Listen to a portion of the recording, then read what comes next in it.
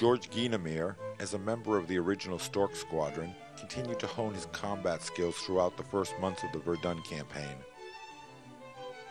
He scored his 8th victory near the end of February, and then suffered the fate of being shot down himself just 2 weeks later, when the rear gunner of a German two-seater put a burst through the Frenchman's windscreen that sprayed shards of glass across his face and slammed 2 bullets into his left arm. Momentarily blinded by the blood that covered his face and goggles, Guynemer jammed the control stick forward, causing his baby to drop in a straight dive that carried him away from a second salvo. His left arm hanging listlessly at his side, the young flyer brought his Nieuport down for a controlled crash just inside the friendly lines. Guynemer lay in a hospital bed for weeks, his frail body looking drawn and sickly as he slowly mended. Regaining his strength, he grew increasingly restless and surely thought of nothing more than rejoining his squadron in the battle over Verdun. The doctors believed him to be tubercular, and on his release from the French hospital, insisted he take a long convalescence at his family estate. Guynemer relented to the idea, but did arrange for a Nieuport fighter to be made available for his personal use at Vaucins, a small emergency airfield located near the family home. And so, as Guynemer mended from his injuries, he continued to fly scouting patrols.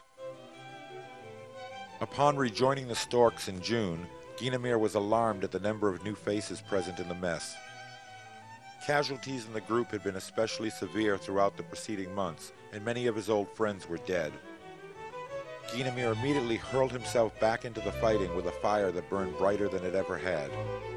With a commission to roam freely now, and usually alone, he began methodically stalking the front, willing to pounce on any German formation, regardless of the odds. On June 22nd, after a long day of hunting, he torched an LVG over Azeris. This was his 9th victory. On July 6th, he shot down one of the new Albatross single-seaters, bringing his score to 10. 2 weeks later, he scored his 11th kill in a long, hard-fought battle with 8 of the new Albatross scouts.